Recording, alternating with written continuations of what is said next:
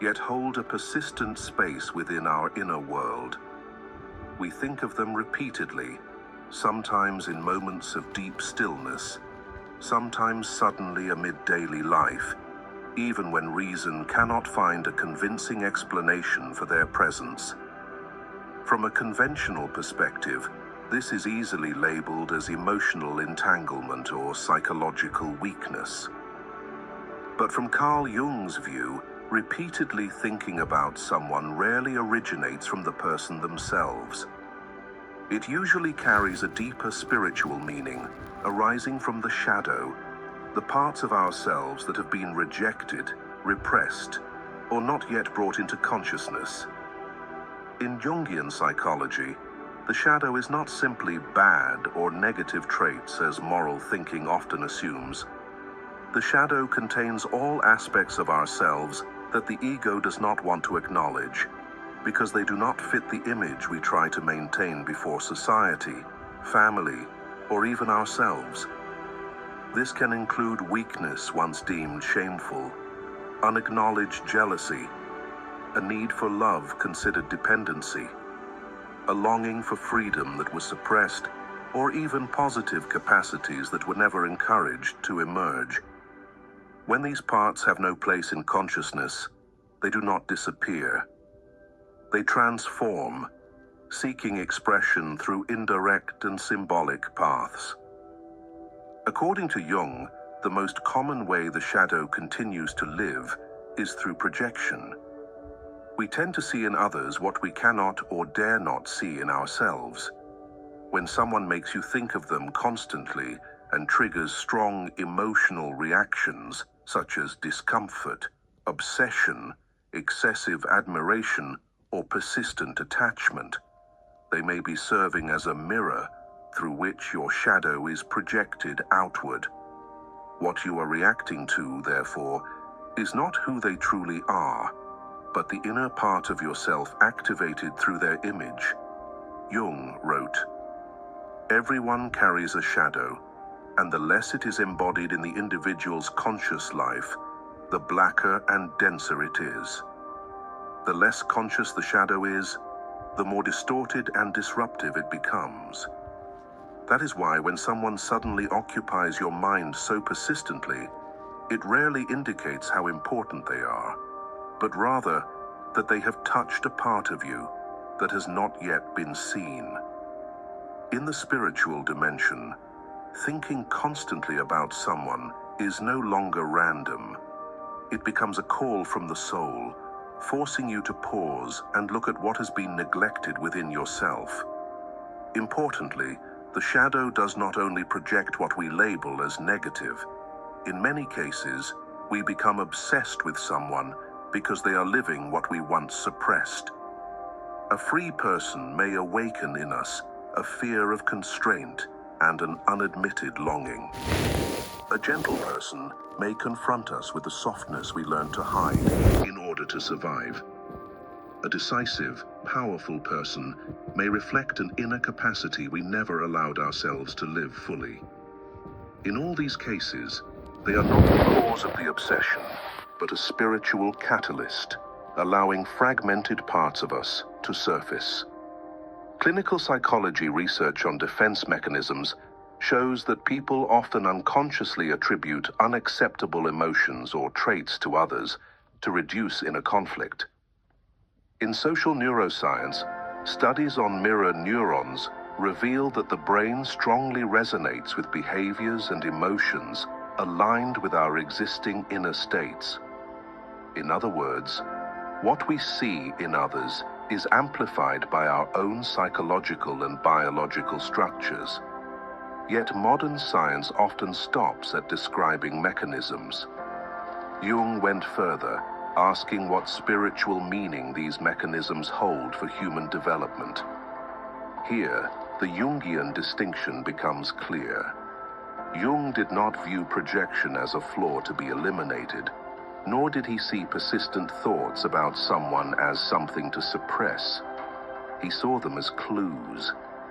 When you become conscious enough to ask, "What about this person triggers me so strongly?" you begin a dialogue with the shadow. In that process, the other person ceases to be the object of obsession and becomes an invisible guide, leading you toward deeper layers of yourself. If we broaden the view to the religious dimension, the Bible also touches on this phenomenon through symbolic language. In the Gospel of Matthew, it is written, "Why do you look at the speck of sawdust in your brother's eye, and pay no attention to the plank in your own eye?"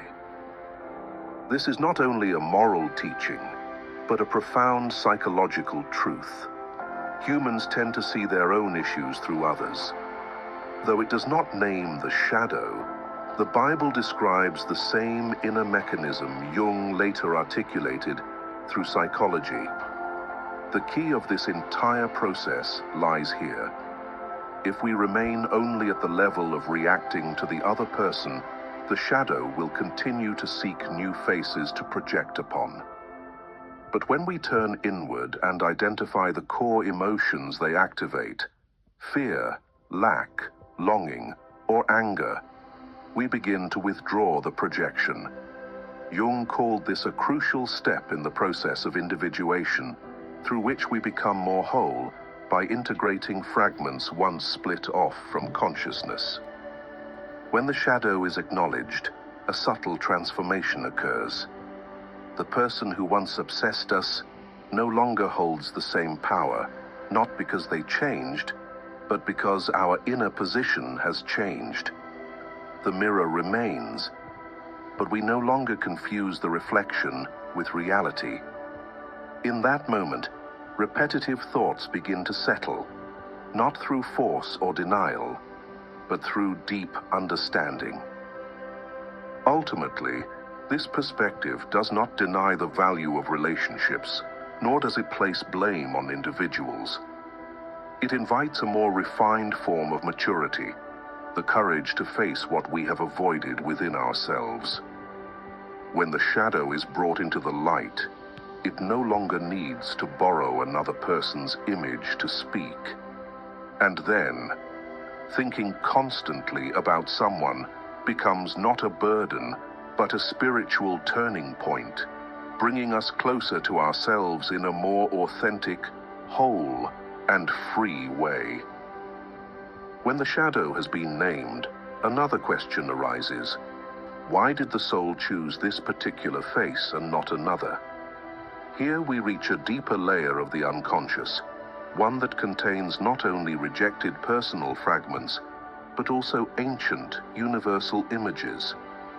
The person you keep thinking about may not only reflect your personal shadow, but also embody an archetype seeking entry into consciousness.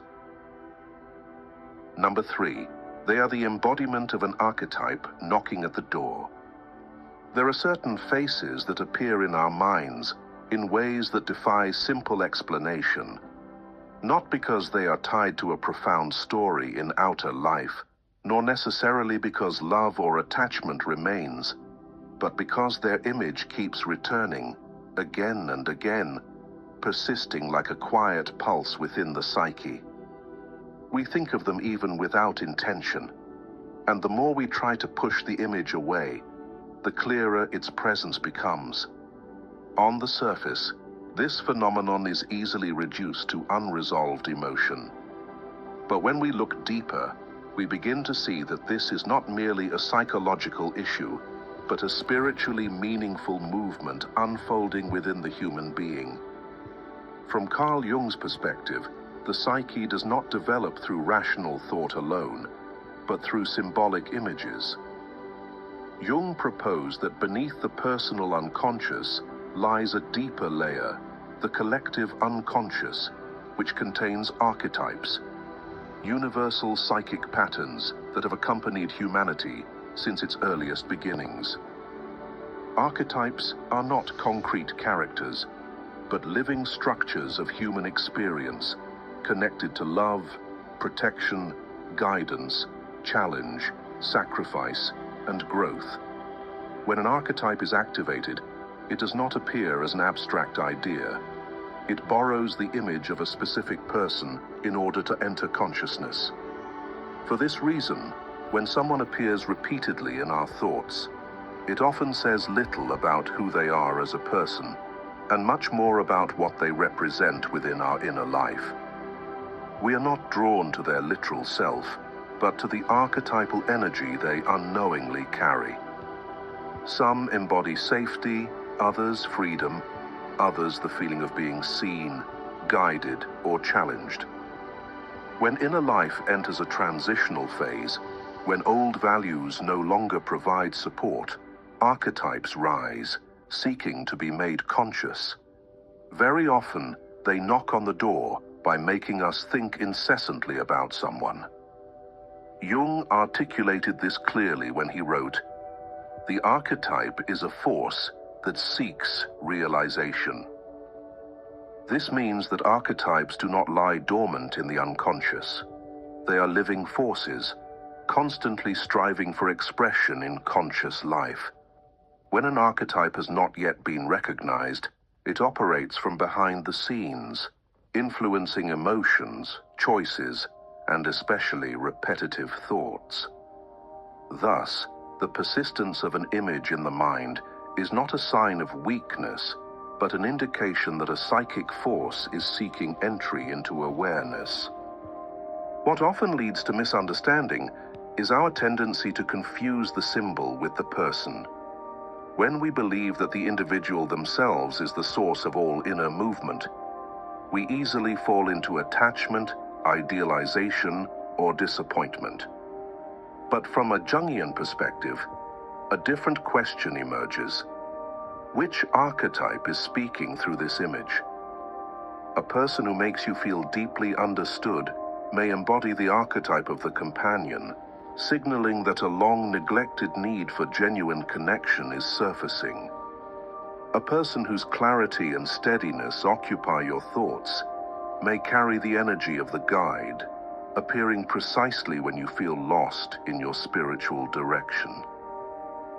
In other cases, a person who irritates you yet refuses to leave your mind may represent the challenger archetype, forcing you to confront limits that are ready to be surpassed. From modern psychology, this phenomenon can be linked to attachment patterns and early formed inner schemas. Humans respond strongly to images that resonate with their deepest needs, and the brain continues to activate these images until those needs are acknowledged.